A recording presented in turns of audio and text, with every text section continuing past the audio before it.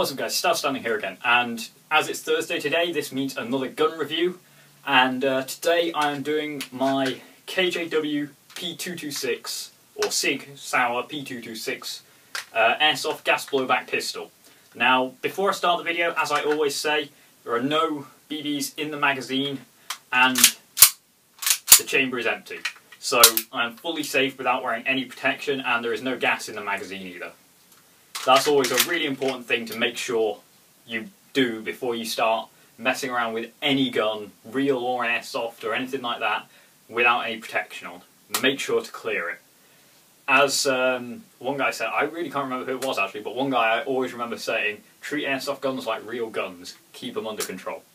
Now, moving on to the review of this, this is a replica of the Sig Sauer P226, which is quite a nice pistol. I quite like it, and which is why I've got this. But anyway, so we'll move on to the actual pistol, and I'll go through it, what I like about it, what I don't like about it, you know, the normal stuff I do in reviews, which probably isn't very similar to any other review because I just mess around. But fair enough.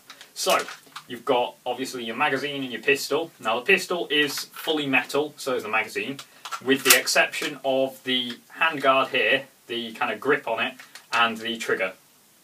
Also these little catches, hopefully the camera can pick these up. You've got your kind of takedown pin, your decock, your slide release, and your magazine release. They're all plastic as well. The hammer is actually metal, sights are metal, everything else is metal. So, you know, that just kind of gives you a look over as to how the gun's made. It's got a decent weight to it. It's not too heavy, but it's heavy enough to have some substance to it, which is what I like in a pistol. You know, you don't want it so heavy that, you know, you fire 2 shots and then you're like, but you don't want it so light that, you know, you fire around and there's just no feedback. Like the slide racks and there's just nothing, it's just pop, pop. Which is what you get with some of the plastic slided pistols, which personally I'm not keen on. I prefer a bit of a kick with them, which is, this pistol does give you that. It's got quite a nice kick on it. So anyway, as I said, this is made by KJW. This is one of their really old ones. They now actually do it with all the Sig Sauer trademarks on it, sorry. Trades is what I meant to say. But this is a really old one, so unfortunately it doesn't have that. Or it's not really old, it's just a few years old. So unfortunately it doesn't have that. This was a 2-tone one, but it's now black, as you can see. You can probably see some of the paint wearing through. Because I actually got this from a mate who's got his Yukara stuff, so he'd sprayed it all up black and then just gave it to me, which is pretty cool. Really nice of him. That was pretty awesome of him, actually. He gave me 2 mags with it, gas, everything that I needed, which was awesome, if I'm honest. So, you know, this functions as most pistols do.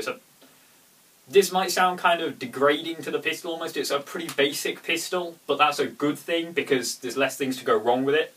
You know, admittedly it does have this decock, which a lot of pistols don't, but, you know, that's not a particularly advanced system. So, the magazine holds 22 rounds I've fit in here.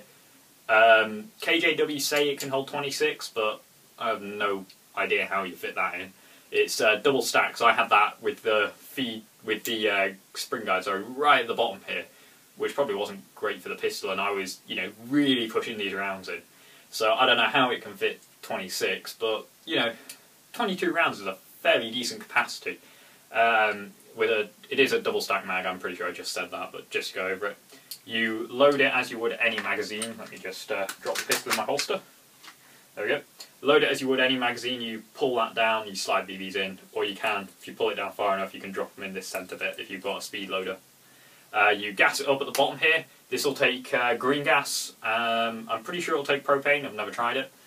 And you can actually get CO2 mags. I think they're TM mags. You can get some CO2 P226 mags. I can't remember which company it is that makes them, but those will fit. So will the regular TM mags, which is pretty good. And I've just jammed that in the holster. You know, don't disengage the trigger guard or anything, just jam it in there. So that's really good. It's quite a nice magazine. The magazine's got a bit of weight to it, which kind of balances it out, having this kind of plastic pistol grip at the back. Well, pistol grip, obviously, the plastic grip at the back, and obviously all the metal construction at the front. With the magazine in, it kind of balances it out a bit, which is really nice. And you can give it a nice slap in there. It works really well. There's not much shake in it. The only kind of rattle around is the magazine going very slightly from side to side, but barely anything. I'd say that's probably about, what, a 2 mil movement either way. So barely anything, which is really cool.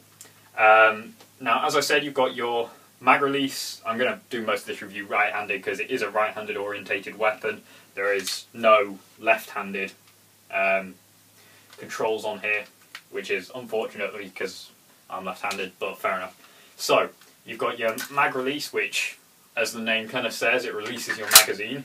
You've got your slide release here, which, if I lock it back, it does actually lock back. I made a video with this a few months back before I changed around my channel, and it didn't lock back. My mate who dropped round, he's like magic. He picked up the pistol and went, there we go, lock back. I was just like, why? So anyway, that locks back nicely, and then you just obviously hit that to click it forwards.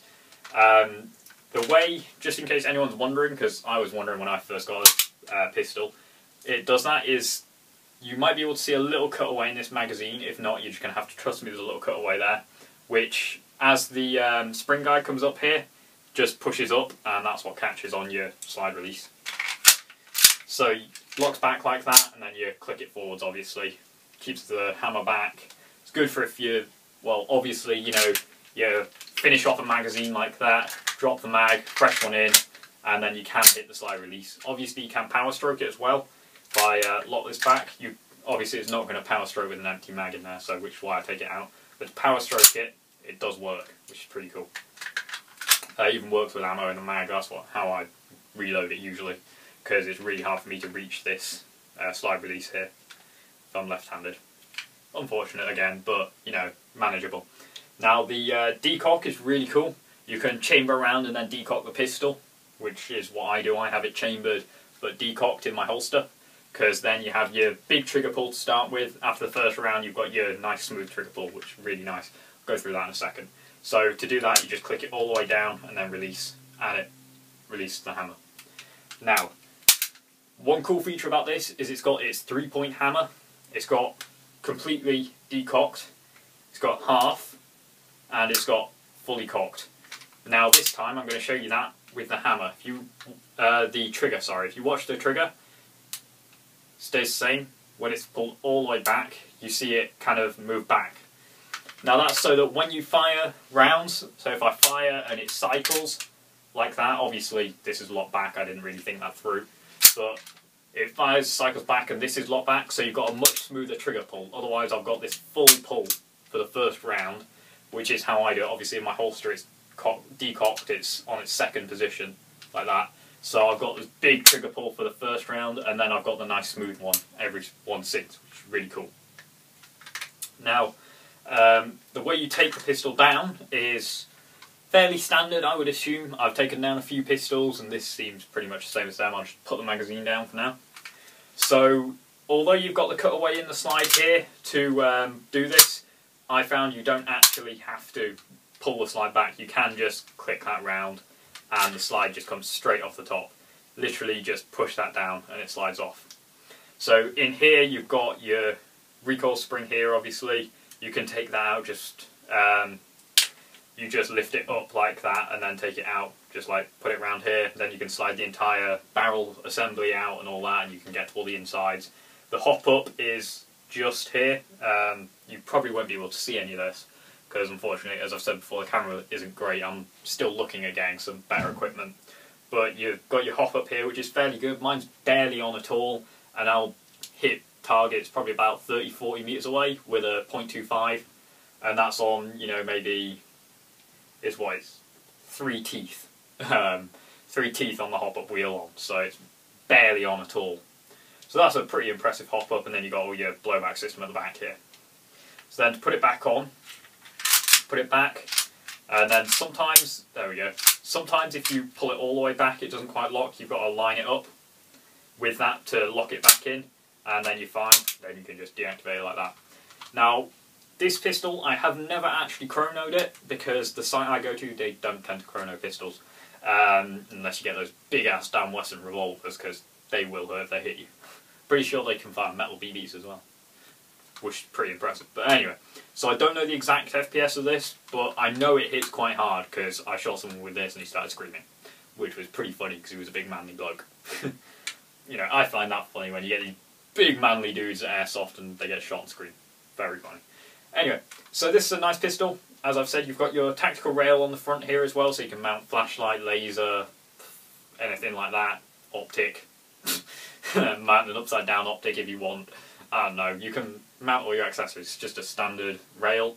You can actually get the threaded barrel for these through, I'm pretty sure it's TM again, because this is all compatible with the TM226 as well.